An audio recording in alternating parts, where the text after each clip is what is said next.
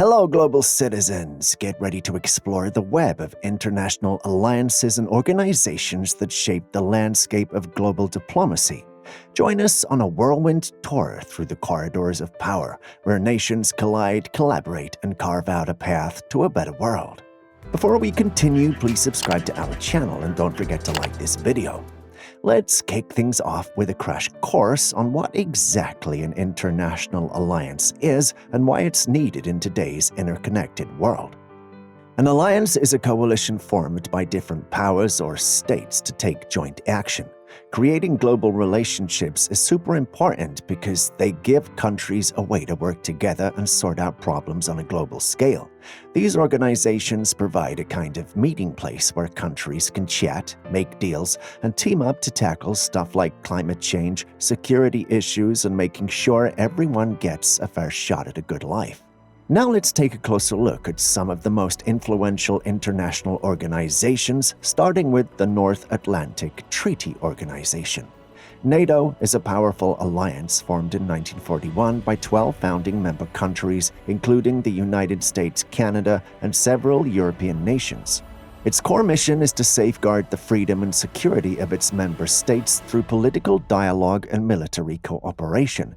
From deterring aggression to promoting stability in the Euro-Atlantic region, it stands as a bulwark of peace in an ever-changing world.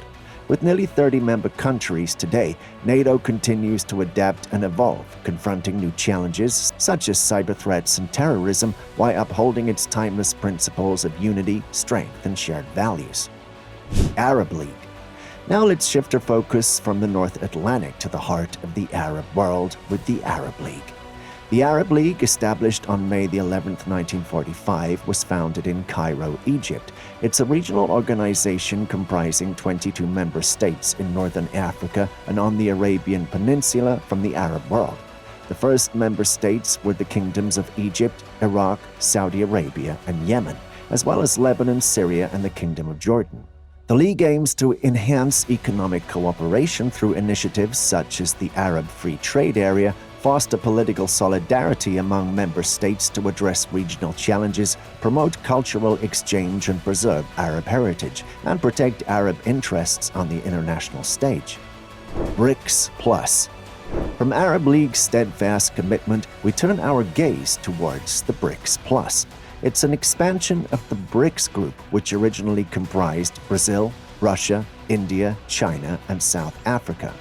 On January 1, 2024, the 5 countries, Iran, Saudi Arabia, United Arab Emirates, Egypt, and Ethiopia joined the alliance.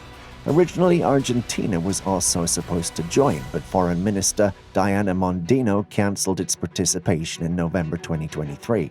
BRICS Plus is not a fixed entity with predetermined members. Rather, it operates on an ad hoc basis, inviting different countries or regional blocs to participate in BRICS summits or engage in dialogue with BRICS member states.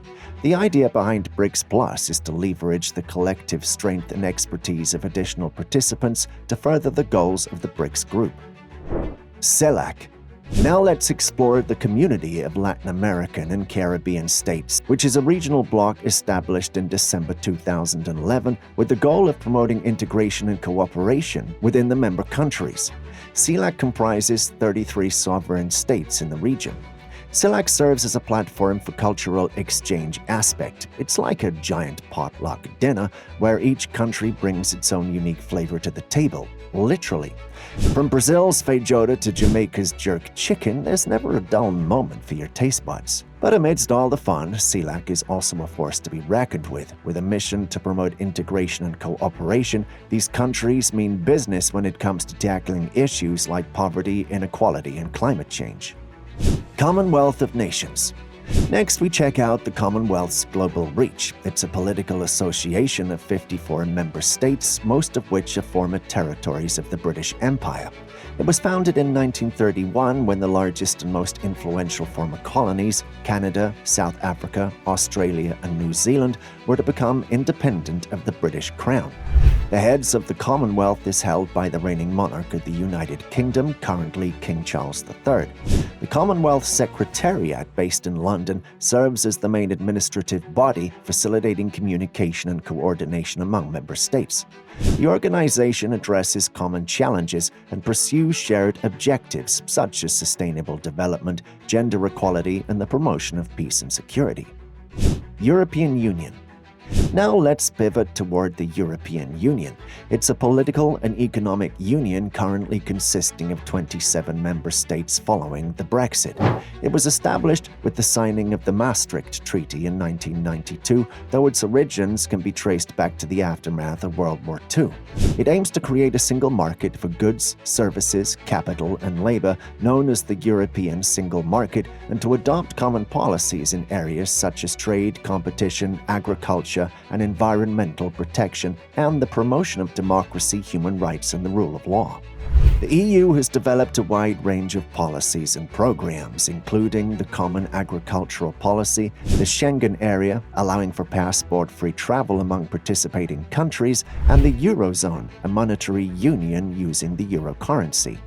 From Europe's bustling corridors of power, we venture into the vast expanse of Africa. The African Union was established on May 26, 2001 in Addis Ababa, Ethiopia, with the aim of fostering unity, collaboration, and progress among African nations. Comprising 55 member states, its membership primarily consists of African countries, though some dependent island territories like Mayotte, Reunion, and St. Helena are exceptions. Similar to the European Union, the African Union is dedicated to promoting cohesion not only in social and economic domains but also in areas like education, research, environment, and defense. G20 – Developing Nations. Now it's the turn to explore G20's exclusive club.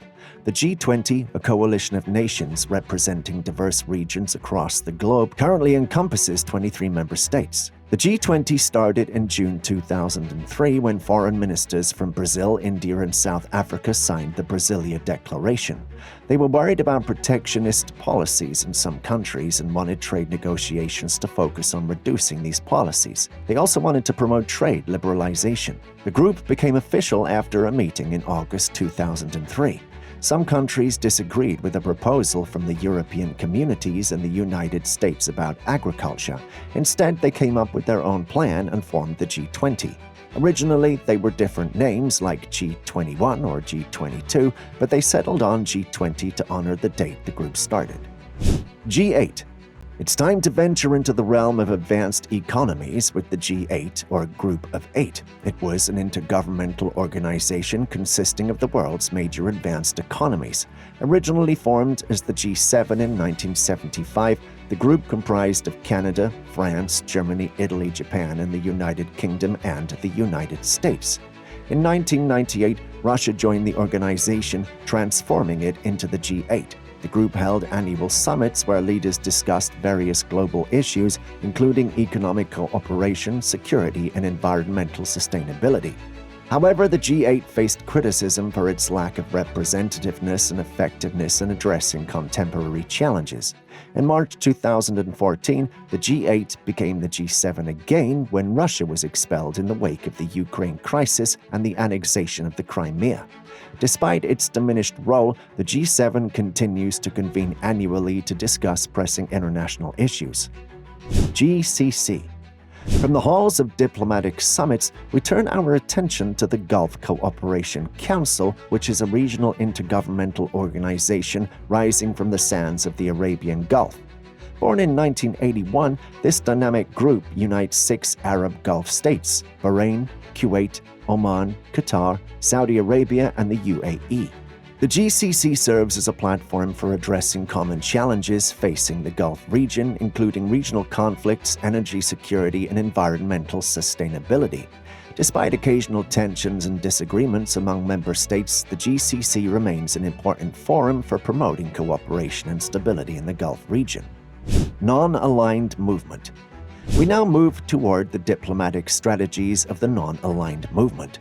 In an international organization boasting 120 member states, which was established in Belgrade in 1961 amidst the peak of the East-West conflict, Its main objective is to maintain post-Cold War neutrality, advocating deliberate abstention from aligning with the major power blocs of the USA and Russia.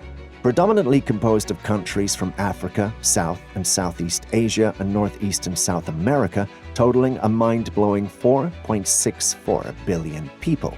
Yeah, that's over half the world's population.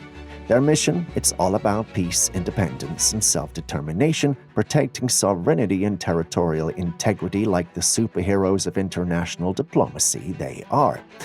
But wait, there's more. They're also on a mission to boost economic development, social progress, disarmament, decolonization, and respect for human rights. Mercosur. From the non-aligned movement's commitment to neutrality, we now explore the dynamics of Mercosur, a regional trade bloc in South America formed by Argentina, Brazil, Paraguay, and Uruguay. Established in 1991, its primary objective is to supercharge economic integration by kicking trade barriers to the curb, coordinating policies, and making it a breeze for goods, services, and people to move around the region. But why should you care? Well, hold on to your hats, because Mercosur is a game-changer for economic growth and development in South America. By slashing tariffs and trade restrictions, they're opening up a whole new world of trade and investment opportunities, bringing stability and prosperity to member states. But wait, there's more. Mercosur isn't just about business, it's also a hotbed for regional politics and diplomacy. Think of it as the ultimate hub for collaboration on everything from infrastructure to energy to environmental protection and cultural exchange. So buckle up, folks, because Mercosur is driving South America forward one trade deal at a time. ASEAN Plus 3. The final on our list is the Association of Southeastern Asian Nations Plus 3, a dynamic partnership established in 1997. This alliance is like a powerhouse team-up combining strengths of ASEAN's 10 member states with the economic might of 3 major East Asian countries, China, Japan, and South Korea. Together, they're on a mission to supercharge regional cooperation, boost trade and investment, and tackle shared challenges like economic development, security, and disaster management. Think of APT as the Avengers of East Asia, uniting to create a brighter future for the entire region. As our journey comes to a close, remember to show your support by tapping that like button, becoming a part of our ever-growing community by subscribing and turning on notifications to stay in the loop for our upcoming adventures.